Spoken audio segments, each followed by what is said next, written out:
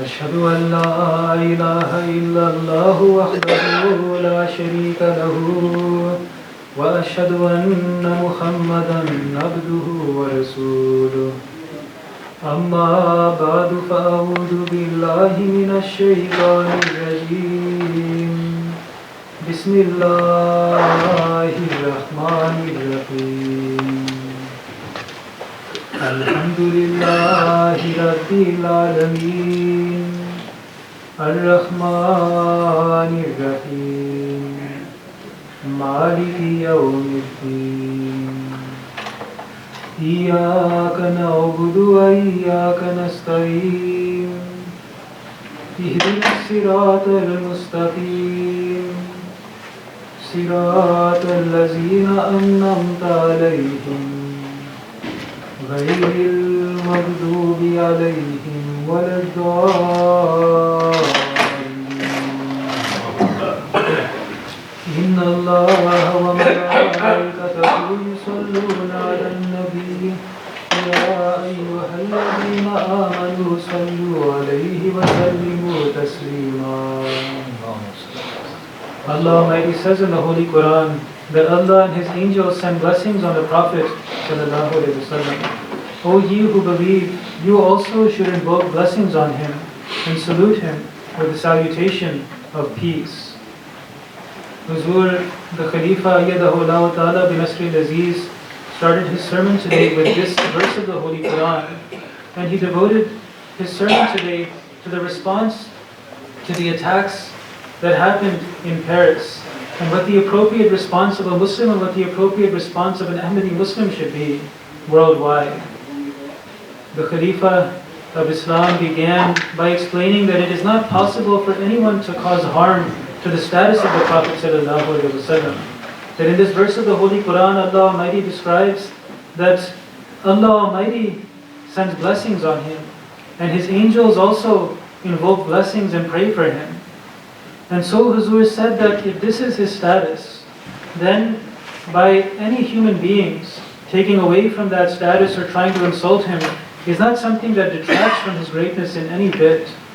Our responsibility as Ahmadi Muslims is to primarily respond to any kind of attack to his character, to his self-respect, or to his dignity, to his rank. We should observe durood.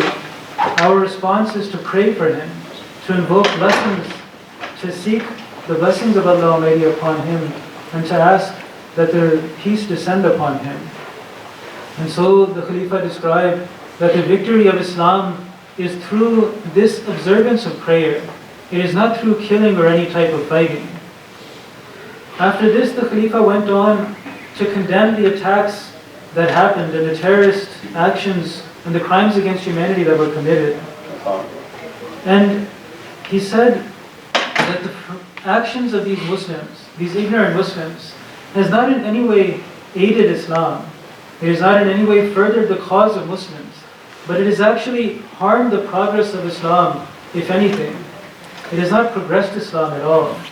He gave the example that as a result of the ignorant actions of these people, the offensive cartoons that were originally published were republished, and this time with even greater numbers and with greater interest. So this was actually the sum response of the actions of these Muslim terrorists, where they thought that they could try and help Islam by being violent. The end result is that by disobeying the Prophet, peace be on him, and the teachings of Islam, the opposite result comes about. And the person actually does not do anything for the progress of Islam. The Khalifa said that a few years ago when they first published these cartoons, many leaders of the Western world condemned it. But now, many apparently intelligent and responsible leaders announce support of this newspaper. The Khalifa said that the paper received millions of dollars in support, and though it previously sold papers in the thousands, it was thought that they would soon go out of business. But now the wrong actions of Muslims made it so that it is now selling in the millions. Now some estimate that it has been given another decade of life, whereas it might have otherwise gone out of business within 6 months. Thus, the Khalifa said that this terrorist action took a dying opponent of Islam and gave it new life. If only those Muslim organizations that do violence in the name of Islam knew that by acting on the teachings of love that are taught in Islam, the true Islamic teachings of love, that would bring people into the fold of Islam far more quickly than they imagine can happen through their means. So this was a point that the Khalifa of Islam pointed out about actions of terrorists. And this is not something that is new in the history of Islam. The fact is that people making attacks on the character of the Prophet ﷺ, by making objections against him and by attacking his personality, by insulting him, by profaning him. This is something that has been happening from his own life and has been happening for the last 1400 years. However, what we see is that during his own life, his response was always with love. When people used profanity against him, when they insulted him, then he responded with kindness and with love. When people made accusations against him, when they objected to him, his teachings, then he responded with logic and with the teachings of Islam. He responded with argumentation. He never responded to any kind of argumentation with any violence or any physical force. Rather, Islam has taught that warfare can only be done in response to an aggressive warfare. The sword can only be raised in response to a sword being raised. And so this is what we see from the actions of the Prophet ﷺ. And these actions of love, this use of reason and rationality, were actually what became the means of the spread of Islam when people were following the teachings of the Prophet ﷺ. When war was only done in the context of self-defense, and when Muslims practiced the teachings of love, when they responded to the attacks of opponents with argumentation, with reasoning, with logic, then Islam spread, and people who were not Muslims before, they became lovers of Islam. However, then when people began deviating from the true teachings of Islam and from the example of the Prophet ﷺ, then the opposite result started happening. And so what we see today among those who claim to follow Islam is an irony. It is an irony in that they seek to help the cause of Islam by disobeying the Prophet ﷺ. And by disobeying the Prophet, one can never help the cause of Islam. One can never bring about any progress in the teaching, in the spread of Islam, in the introduction of Islam to people by disobeying the teachings of Islam and by disobeying the Prophet ﷺ. And so as the Khalifa pointed out today, this is what we see in the example of the terrorist attacks that happened. That when these people in their imagination thought that they were defending Islam and they were trying to further the progress of Islam, but since they disobeyed the Prophet Muhammad, peace be on him, and the teachings of the Holy Quran, and so they actually damaged the cause of Islam and the face of Islam, one can say. So our response to this type of action, to this type of terrorist action, is something that is common with the majority of people in the world, and is the same response that the Prophet ﷺ would have given, which is to condemn every type of violence and to condemn every affront to basic human rights. The killing of journalists is not something that is sanctioned by the teachings of Islam in any way. However, one other thing that has happened as a result of these attacks, which is unfortunate, is that it has polarized people. The Khalifa said that in response to these ignorant people who made the cartoons, if we also respond with ignorance, then they will only become more stubborn in their ignorance and respond with a greater show of that ignorance that they initially showed. And so this is what we see happening as well. When the cartoons were first published in this newspaper, it was something that offended the sensitivities of everyone, not just Muslims. This is a universal thing that we have within all of us. And it was condemned by Western leaders across the world, across the West and across the world as well. It was seen as being something in distaste, as something that was offensive. However, when ignorant Muslims responded to the ignorance of these cartoonists, and they responded with a greater ignorance, then it ended up changing the situation. Then, as Huzur said, that those people who were previously opposed to the cartoons, they joined in their support for the magazine, for the newspaper, and for the cartoon. And so it ended up polarizing all of the people who were involved in the situation. Many of the people who were in the moderate middle started to gravitate towards an opinion that was more toward the extreme. And so this is how people who are ignorant, when they meet with one another, they sort of have an explosive combination. They respond to one another in a way that if we allow it to spiral out of control, it can drag the rest of us down with us. Now when the cartoonists first made these publications that the majority of the world agreed was something that was ignorant, that was something that was offensive. So we responded in an intelligent way. But then when we allowed ignorant people to dictate our response and we saw this terrorist action, then what happened as a response? The cartoonists responded with their own ignorant response in publishing further cartoons. And then what can we hope for that will happen in the future? What we can only hope for from ignorant people is further ignorance. When the cartoons were first published, ignorant Muslims responded by firebombing that entire building and trying to destroy it. But that only provoked them further. So, whenever there is two sides of ignorance that begin to respond to each other, then it only escalates. This reminds me of a couplet that Arabic poet wrote in the period before Islam, wherein people would take pride of their sort of ignorance, of their sort of violent nature. They would take pride in the fact that they were so hostile and so ready to defend their false sense of self-respect that they were ready to do anything in order to establish their reputation in society. This Arab poet wrote to addressing his opponents, saying that if you behave with ignorance, if you behave with jahalat towards us, then we will respond with even greater ignorance than your ignorance is. That we will be even more foolish than you are. You will find us to be even greater foolish people than you are. And so this is the sort of thing that he was taking pride in. He was not ashamed of this quality or this characteristic that he had within himself. But he said that we are people who will respond with even greater foolishness than you imagine that you are capable of. This is what we see in the interactions of ignorant people even today. When the cartoons were first published, then these so-called Muslims who sought to support the cause of Islam, their response was like this ignorant Arab poet who said that you think that you have shown ignorance and I will respond with even greater foolishness than you showed. And so then when they responded by trying to bomb the building, then the cartoonists responded again with their own foolishness, with their own ignorance, and by publishing even further offensive cartoons. And then the terrorists said that we can respond with even greater foolishness than that, and then they started taking the lives of journalists.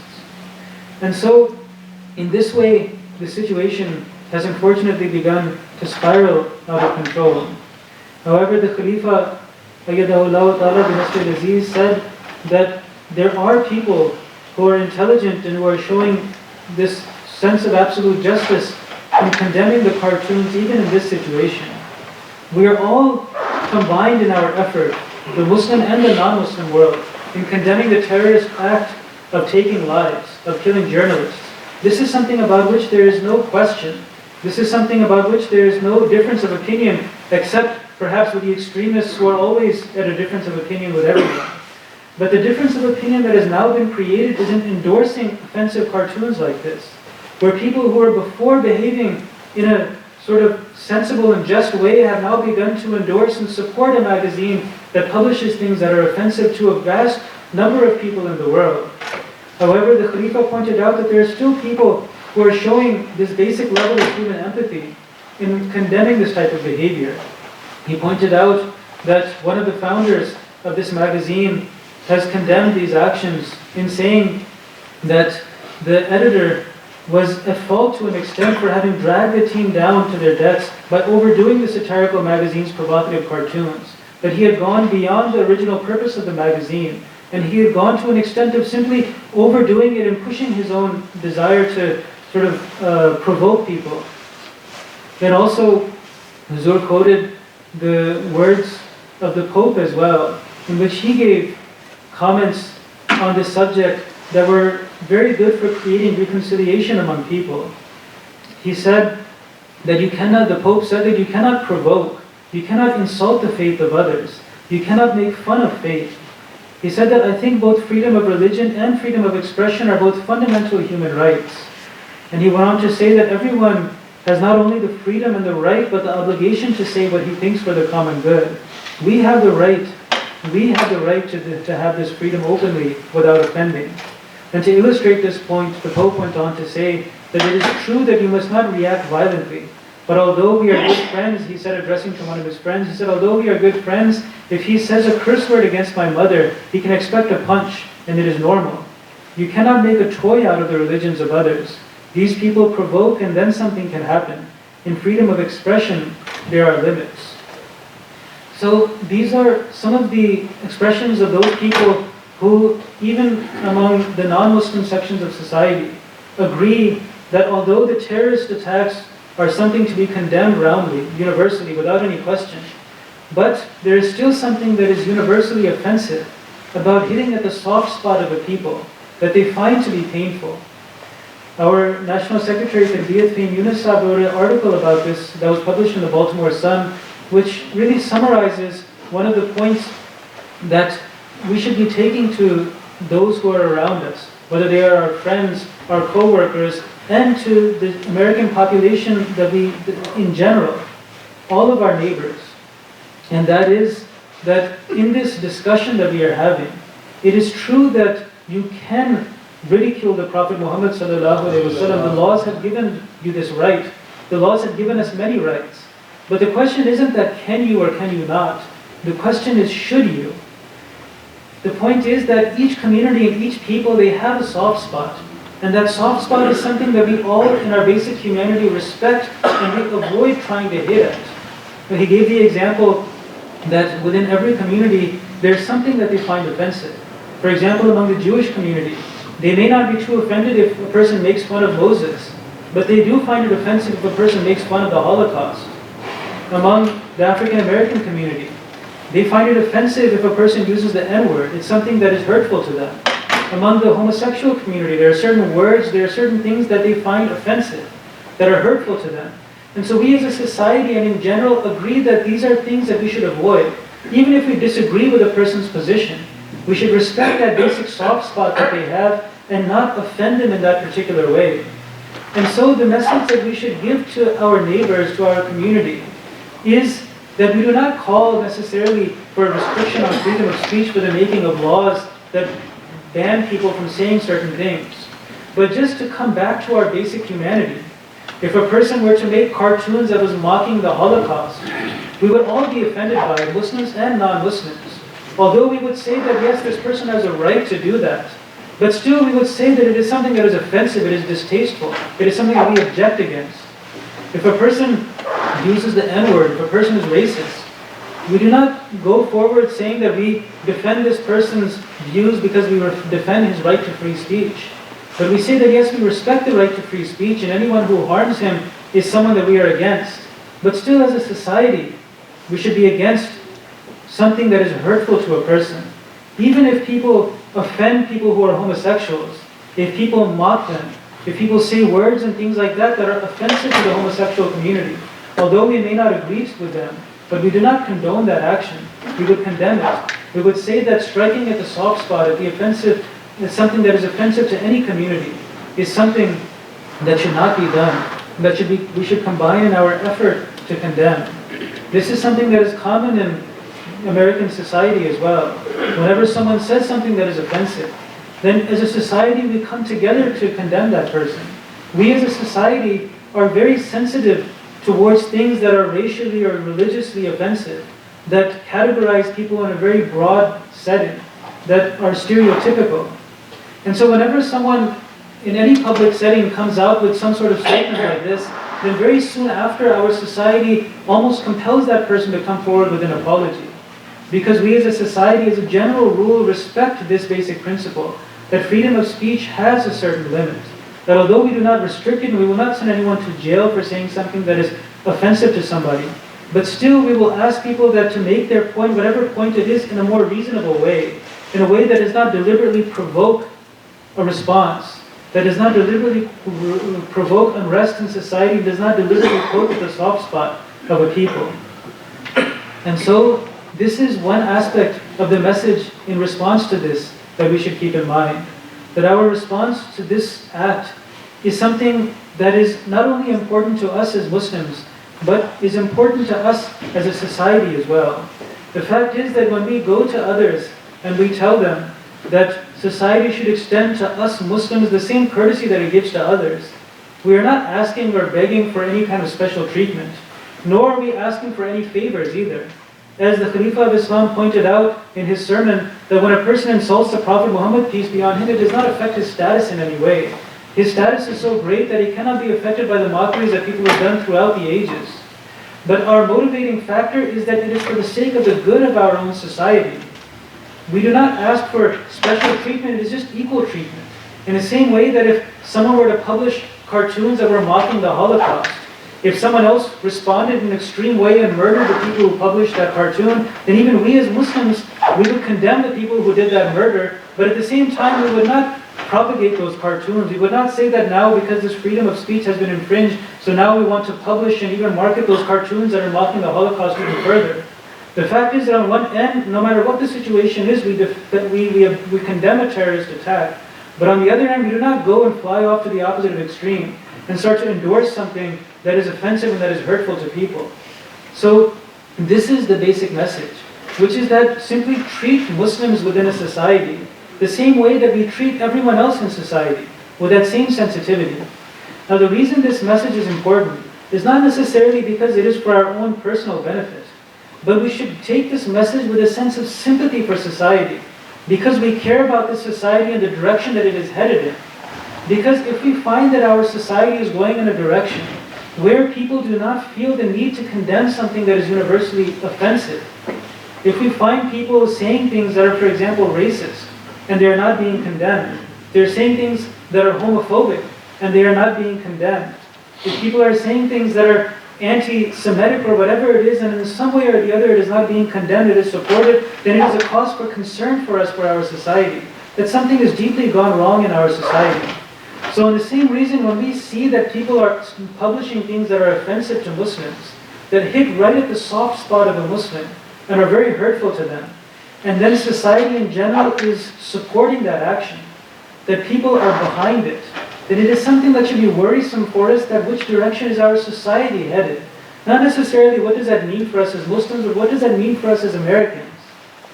And so our sympathies for our society should bring this message forward. This is something that we experienced recently at the memorial that took place, where the French embassy did a sort of walk in memory of the victims of the tragedy as well. Our Khuddam, the members of our Ahmadiyya Muslim Youth Association, went down to that vigil to honor the victims of the terrorist attack. And so we went there and gave our condolences to the French ambassador and expressed our sympathies and our combined condemnation of such a terrorist attack and such a crime against humanity. However, what we found, unfortunately, was that many of the people who came to that vigil, to that memorial which was meant to honor the victims, had come to advocate their political views as well. People were holding up cartoons that were the very cartoons that were offensive.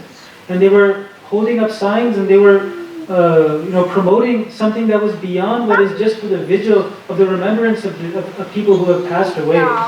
And so what unfortunately happened is that although we as Muslims went to this vigil to honor the people who are lost, but unfortunately we ended up having to leave in a state of being hurt, being pained by having to see things that were offensive to us, where people had turned a sort of funeral into a political statement, where there were even Muslims there who had gone to honor the victims of a tragedy that is universal to humanity, but those Muslims ended up being hurt on a very emotional level because that vigil and that sort of funeral, that memorial, had become a place where people were displaying those same offensive things that are hurtful to 1.5 billion people across the world. So this is something that is a cause for concern for our society, that we should worry about our society. And the basic message and the common sort of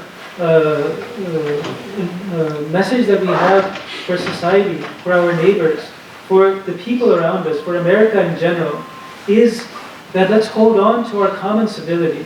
This is a characteristic of every sophisticated society, of every society that has empathy and a sort of mutual love and fosters that mutual love among its people. That although there is a freedom of speech, but we protect and we protect the basic sensitivities of all our people. That when a person says something that is offensive towards any group, whether they are African Americans or Jews or homosexuals or any minority, then we should be offended by that and we should condemn that. And that same rule and that same principle should apply to those things that are offensive to Muslims as well. And so the appropriate response for a Muslim, for an Ahmadi Muslim, based on the teachings of Islam, is primarily a universal condemnation of any taking of human life, of any attack on journalists, on this type of inhumane actions, and then also a condemnation and a promotion of condemnation, of any attack on the sensitivities of a people, of any group, of such offensive material that is not of any productive value to society, but only is hurtful to people, and only polarizes people and creates greater misunderstandings and greater distances among people. May Allah Almighty make our society more towards this principle of sensitivity. May this feeling of mutual love arise within us. May we have this sense of justice, of universal justice and universal love for all people.